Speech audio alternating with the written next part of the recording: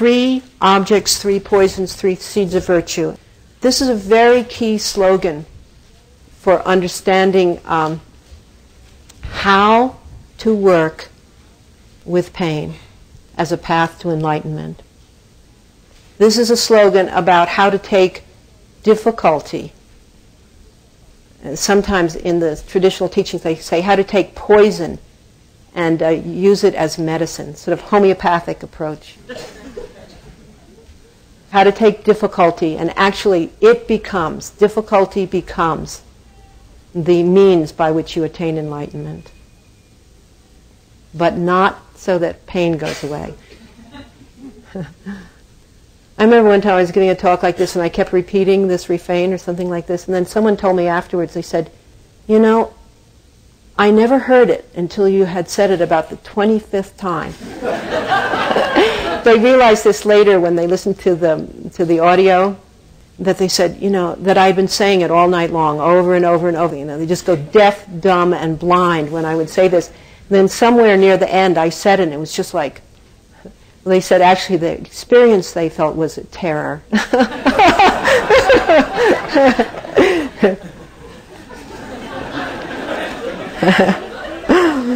It's kind of odd to be a teacher in the kind of lineage that I've been brought up in. You sort of feel like you're getting somewhere with your students if they begin to feel terrified. Oh dear. So, 3 objects, 3 poisons, 3 seeds of virtue. So this is saying, on a daily basis, we are always encountering the 3 objects, which is to say people or things, circumstances that we are attracted to. And I think in terms of a poison, it's particularly, you know, where there's a really strong attraction, like addiction. A lot of us work with addiction every day of our lives, where the craving is so strong. In fact, we all work with addiction. Craving, very strong craving, that if you can't fulfill that thing, which can be something that's actually destroying your life, very serious craving, serious addiction, or it can just be some little thing, like your nightly bubble bath.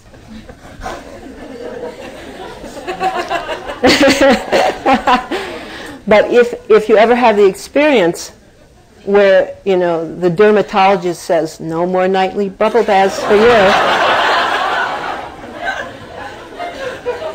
And then you can't have this, you know, harmless little thing because it's giving you eczema or something. Then you go through this awful detox.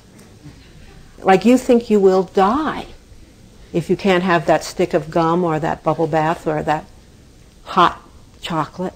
Not to mention the more, you know, real things that a lot of us work with that are really cause us tremendous misery. Alcohol and drugs and a lot of other things. Eating disorders. All of us work with craving, with addiction. And some of us, it's the major pain in our lives. So these are 3 objects that produce, you know, this feeling of attraction, aversion, and sort of neutral, numbness. And then the 3 poisons that are associated with this are the craving, the aggression, and then this ignorance, which you could call ignorance dissociating or denial. Anyway, I think everybody knows that experience, and some of us know it too well, we feel. But again, as I say, we feel we know it too well, but actually we aren't intimate enough with it. It pervades our life, but at the same time we think of it as bad, and we want to get away from it. So there's the story of, you know, right there, that part of it is just sort of a story of what we think of as human suffering. Things are triggering off these things, and then we have all this craving and all this aggression and all this dissociating, and you know, that's what we go to therapists for, and that's what we come to spiritual traditions for, and that's what we do yoga for, and that's what we jog for. We do a lot of things just to, you know, to get rid of that stuff. So then this amazing teaching, which is epitomized by this slogan, says actually those poisons are seeds of virtue, which is to say, this is the path to enlightenment. This yucky stuff. Craving, aggression, and ignorance. This is actually the path to enlightenment. Then you could say, okay, how does that work? That's not my experience. So that's true, it isn't our experience, but this is what the practice and teachings are about, is how to use that, passion, aggression, and ignorance, as the seeds of virtue, as a path of enlightenment. So let's just use the example of, just say that you are feeling strong negativity. You're sitting in a room, and what's going on in that room is just like bringing out all your aggression. The people there, maybe you're a non-smoker and everyone's smoking. Or you like solitude and everyone is yelling and screaming. Or whatever's going on there. I mean, we have a lot of experiences of aggression, for sure. So then what happens? Well, usually we put up the barriers. And that is to say that we get very solidly into, with our minds, blaming the situation and or blaming ourselves. And usually it kind of goes back and forth between laying the blame out there and then feeling guilty about the fact that we can't be a more, harmonious, peaceful person. Just laying the strip on ourselves for being so aggressive. But on the other hand, we are really pissed off, and so it just keeps going back and forth, and we're not actually getting intimate with anything. We're just like in this struggle. So this teaching says that, first of all, right here is where you practice Maitri. This is where you practice Maitri. And how do you practice Maitri? Just by really completely feeling what you're feeling in that moment. Completely feeling it. This is where the shamatha vipassana comes in. Letting go of discursive thoughts as much as you can. Your commentary on who's to blame, you or somebody else. Letting go of that whole internal struggle. And just sort of being there, cold turkey, with the feeling that you're having. This is actually a basis of Maitri, is beginning to have some sense of acceptance of yourself. And then it goes the next step, and this is the basis of compassion. And actually there is no true compassion without beginning to work this way. And that is, you're there in the room, feeling aggression, and it's a seed of compassion. You just realize that countless other people feel aggression, just the way you do. That this is a universal experience, this is a shared experience. And there's this opportunity there to just, first of all, just simply reflect on the fact that this is not just you stuck with some unpleasant thing that you're in this terrible struggle over. You can acknowledge at that point that this is a part of the human condition and it's shared by millions. And you would know in that moment what human beings are up against, how difficult it is to just completely acknowledge what you're feeling there and acknowledge how other people also feel that. So this is where Tonglen practice comes in, and this is how passion, aggression, and ignorance, these poisons, how they become path to enlightenment. The actual method which I'll be teaching in, I'd like to just talk about it right now. Someone calls it traffic jam, Tonglen, because they do it in traffic jams. But this is something that anybody can do, and it's extremely helpful, and it's a Maitri and compassion practice at the same time. And it's how the particular poison of, or you could also be feeling, and whatever you might be feeling, angry, restless, you're feeling a lot of stuff, maybe fear and lots of things. So the practice is that you just have a sense of all these other people in all these cars in the traffic jam and how they're all feeling that. And you breathe in and you completely, fully feel what you're feeling. And you do it for yourself and all these other people in the cars.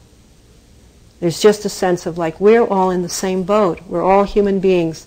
We're all putting up the barriers around ourselves. We're all using this discomfort of this traffic jam to go more and more into ourselves and feel more and more isolated. And you turn it around, and it becomes your link with all these people in the cars. You should try this. It's very interesting. You actually start looking through the windows at all these people all around you. They suddenly become human beings, So even if it doesn't go any further than that, this traffic tonglen, where you just breathe in and completely feel what you're feeling, and then the sense of everybody else feeling it too. And then you send out just a lot of space, and just a lot of room. Just sense of letting go, and just, you send out a sense of just dissolving all these barriers of all these different people in the cars. You just breathe out with a sense of, we're all in this boat together. This is like a lot of people. This is an equal relationship, all of us here. We're human beings experiencing the human condition, experiencing the difficulty of it. And we're in this together, and there's something very uplifted about that. And you can take a step further and wish for all of you in all of these cars to be free of the suffering, not like saying free of never having any pain anymore, but free of this sense of barriers, free of the sense of isolation, this illusion of separateness.